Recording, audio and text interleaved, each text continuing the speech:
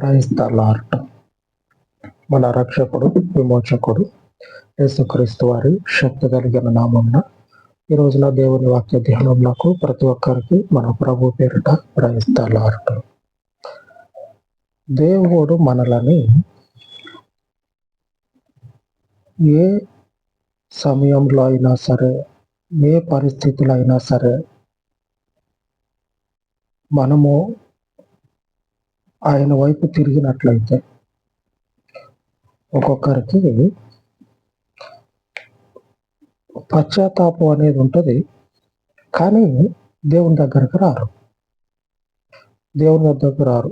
మనం తప్పు చేసినాం కదా, ఏం పోతాం, ఏం మొక్కం చూపి, ఏం మొక్కం పెట్టుకొని పోతాం అని ఈ ఆలోచనతోటి ఉంటారు. కానీ దేవుని దగ్గరకు మాత్రం పోరు.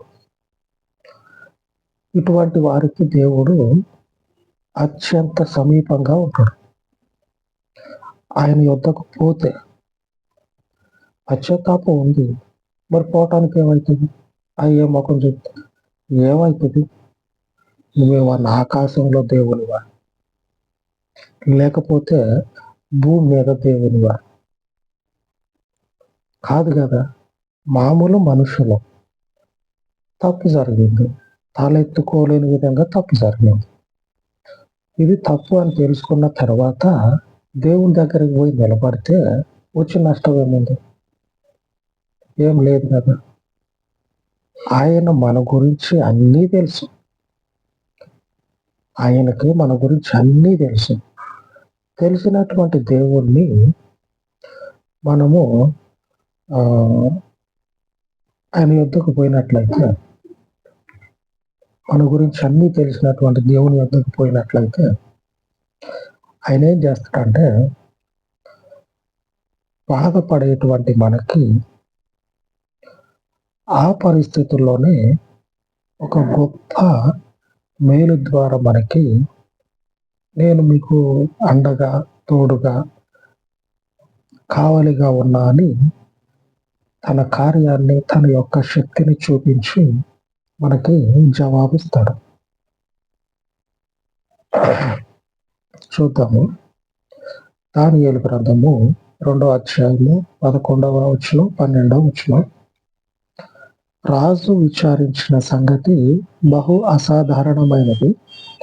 దేవతలు కాక మరెవరును ఈ సంగతి తెలియజెప్పజాలరు. దేవతల నివాసములు శరీరుల మధ్య ఉండవు కదా. అందుకు రాజు కోపము తెచ్చుకొని అత్యాగ్రహము గలవాడై బబులోనులోని జ్ఞానులనందరినీ సంహరింపవలెనని ఆజ్ఞ ఇచ్చాను. రాజుగారికి ఒక కష్టం వచ్చింది. రాజుగారి సన్నిధిలోనే, ఆ సంస్థానంలోనే ఆయన యొక్క పోషణలో రాజుగారి చేత, అంటే ప్రభుత్వపు ఖజానా నుంచి ఈ ఏంటంటే ప్రభుత్వానికి సలహాలు సూచనలు ఇస్తూ ఉంటారు కదా, వాళ్ళని ప్రభుత్వ సలహాదారు అని అంటారు. వినే ఉంటారు, ప్రభుత్వ సలహాదారు అని అంటారు. వాళ్ళు ఏంటంటే పరిపాలన బాగా జరగటం కొరకు మంచి మంచి సలహాలు ప్రభుత్వాధినేతలకి ఇస్తూ ఉంటారు. అట్లాగా ఈ జ్ఞానులు ప్రభుత్వము చేత పోషించబడతా, రాజుగారి చేత పోషించబడతా, రాజుగారికి ఒక సమస్య వస్తుంది. వచ్చినటువంటి సమస్య నుంచి ఎలాగ గట్టెక్కాలో చెప్పమంటే వాళ్ళు ఏమంటారంటే, ఆ రాజుగారు చెప్పాల్సినటువంటి ఆ సమస్య ఏదైతే ఉంటుందో ఆ సమస్యని చెప్పకుండానే, ఇదిగో నాకు ఒక కళ వచ్చింది, అది మర్చిపోయాను. వచ్చినటువంటి కళని మీరు తెలుసుకోండి, దాని అర్థం నాకు చెప్పండి. వీళ్ళు తలపట్టుకుంటారు. వచ్చిన కళ మనకి చెప్తే దాని అర్థం మనం చెప్తాం. అసలు వచ్చినటువంటి కళకే దిక్కు దివానా లేదు, అంటే ఒక అర్థం పర్థం లేదు. అది మర్చిపోయిందంట. అసలు ఏం కళ, అది ఎందుకు వచ్చిందో అసలు అందులో అసలు ఆ కళ గురించే మర్చిపోయాడు. దానికి ఒక అడ్రస్ ఏమి లేదు. మర్చిపోయాడు దాన్ని. దారిని తీసుకొచ్చి ఈ జ్ఞానులు ఉన్నారు కదా! వాళ్ళకి మర్మమైనటువంటి విషయాలు, అంటే గూఢమైనటువంటి అర్థం కానటువంటి సమస్యలకి, గూఢమైనటువంటి విషయాలకి అర్థాన్ని చెప్తారు. వాళ్ళ ముందుకొచ్చి, ఇదిగో ఒక కళ వచ్చింది నాకు, దాని అర్థాన్ని మీరు చెప్పండి, ఆ వచ్చిన కళని నేను మర్చిపోయా అని చెప్తాడు. చెప్తే వాళ్ళు తలలు పట్టుకొని, మా వల్ల కాదు, ఇది మాకు తెలియదు అని చెప్పానంటే, మిమ్మల్ని సంపుతా రెడీగా ఉండండి అని చెప్పేసి వెళ్ళిపోతాడు. కోపం వస్తుంది. రాజుకు వచ్చేటువంటి కోపం నీళ్లు పోస్తే ఆరిపోయేది కాదు. రాజ్యాలు లేచిపోతాయి. రాజుకు గనక కోపం వచ్చిందనుకోండి, ఆ చుట్టుముట్టు ఉన్నటువంటి రాజ్యాలు లేచిపోతాయి. ఆ కోపంతో ఏం చేయాలో అర్థం కాక, ఇప్పుడు దాకా రాజు సన్నిధిలో ఉండి, రాజు ఖజానా నుంచి జీతభత్యాలు తీసుకొని అక్కడ పోషించబడుతూ ఉన్నటువంటి ఈ జ్ఞానులందరినీ కూడా చంపేయమని చెప్తాడు. వారిలో దేవుని యొక్క ప్రజలైనటువంటి వాళ్ళు ఉన్నారు. దేవుని ప్రజలు ఉన్నారు. సమస్యకి, కోపానికి,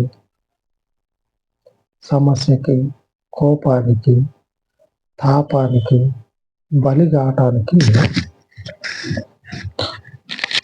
చొక్కా వేసుకున్నటువంటి సాధారణమైన మనుషులం కాదు. చొక్కా వేసుకున్నటువంటి, అంటే సాధారణ మనుషుల్లాగా మనం మనుషుల్లో ఉన్నటువంటి వాళ్ళం కాదు. మన మీద దేవుని పరిశుద్ధమైన ఆత్మ ఉంది. భౌతికంగా చొక్కా వేసుకున్నంత మాత్రాన, షర్ట్ వేసుకున్నంత మాత్రాన మనుషులుగా మనము ఎంచబడకూడదు. పరిశుద్ధమైన దేవుని ఆత్మ మన మీద ఉంది. వాడి కోపం వచ్చింది అనుకోండి, మన గురించి ఒక రాత రాసిండు అనుకో, జరగదు అది. ఆ రాజు ఒక రాత రాసిపోయాడు, వీళ్ళు చచ్చిపోవాలని రాసిండు. దేవుని యొక్క ప్రజలు జాగ్రత్తగా వినాలా. దేవుని యొక్క ప్రజలు ఈ లోకంలో ఉన్నటువంటి కోపతాపాలకి, ఈ లోకంలో ఉన్నటువంటి కట్టుబాట్లకి, అధికారులు విధించినటువంటి అధికారానికి, బలమైనటువంటి ప్రభావానికి మనము గురైపోయి అట్లాగనే మట్టిలో కూరుకుపోయి కనుమరుగైపోయేటువంటి వాళ్ళం కాదు. ప్రభువుకి స్తోత్రం కలుగును కాక. మనము స్థిరంగా ఆయన మనకు నిర్ణయించిన సమయం వరకు స్థిరంగా గట్టిగా నాటబడిన వాళ్ళు వెళ్ళగించడానికి కూకటి వేళ్లతో సహా తీసేయటానికి మన జీవితాలు మనుషుల యొక్క జీవితాలు వంటివి కావు. మనుషులతో సమముగా ఉన్న జీవితాలు కావు. ఆకాశమందరి దేవుని యొక్క తీర్మానంలో వర్ధిల్లే జీవితాలు. దేవుని నామమునకు స్తుతి కలుగును కాక. ఆ రాత్రి సమయంలో ఆ జ్ఞానుల మధ్యలో ఉన్నటువంటి దేవుని ప్రజలైనటువంటి వారికి, ఆ రాజు గారికి వచ్చినటువంటి కళ, ఆ కళకు సంబంధించినటువంటి వివరం దేవుని ప్రజలైనటువంటి వారికి తెలియచేయబడ్డది దేవుని చేత. ఆమేన్.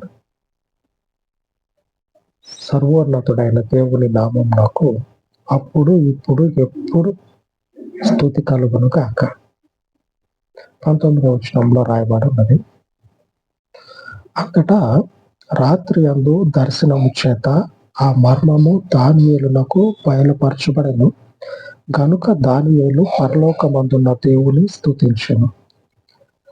కనుక రాత్రికాల సమయంలో రాజుకు వచ్చినటువంటి దర్శనము, మరిచిపోయినటువంటి దర్శనము తిరిగి ఎప్పుడైతే ఆ జ్ఞానులను అందరినీ చంపేయాలని ఆజ్ఞ వచ్చిందో, ఆ ఆజ్ఞ వచ్చినటువంటి తరువాత ఆ ప్రజలలో సంహరించబడవలసినటువంటి ప్రజలలో దేవుని ప్రజలైనటువంటి ఈ దానియేలుకి దేవుడు తన యొక్క మర్మాన్ని బయలుపరచును.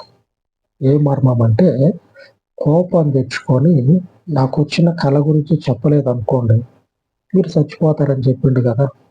ఆ రాజుకి వచ్చినటువంటి ఆ కళని, ఆ ఆజ్ఞ వచ్చినటువంటి తరువాత దేవుడు దానియేలుకి దానిని బయట పెట్టాడు. కళ ద్వారా దాని అర్థం కూడా తెలిసిపోయింది. దేవుడు మనల్ని జీవించమని, ఆయన పేరు మీద నిలబడమని మనకు జీవితాన్ని ప్రసాదించును. మన జీవితము దేవునికి మహిమకరంగా ఉండాలి. పశ్చాత్తాపంతో ఆ తడికి చాటున, ఆ మొత్త చాటున, ఆ గోడ చాటున, లేకపోతే మనుషుల చాటున ఇట్లాగ రోజులు గడిపితే మన సమయం అనేది వ్యర్థమైపోతుంది. దేవుని సన్నిధిలో నిలబడాలి. దేవుని సన్నిధిలో నిలబడాలి. చూపించుకోలేనటువంటి ముఖాన్ని చూపించుకోవలసినటువంటి వారికే చూపించాలి. దేవునికి కాక మరెవరికి చూపిస్తాం? అంతే కదా. చూపించాల్సిందే దేవునికి.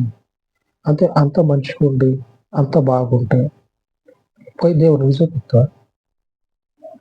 దేవుడు అసలు అంత చెడిపోయి, అంతా చేదాటిపోయినప్పుడే దేవుడు ముఖాన్ని చూపించమని అడుగుతాడు. ఆయన దానికే దేవుడు.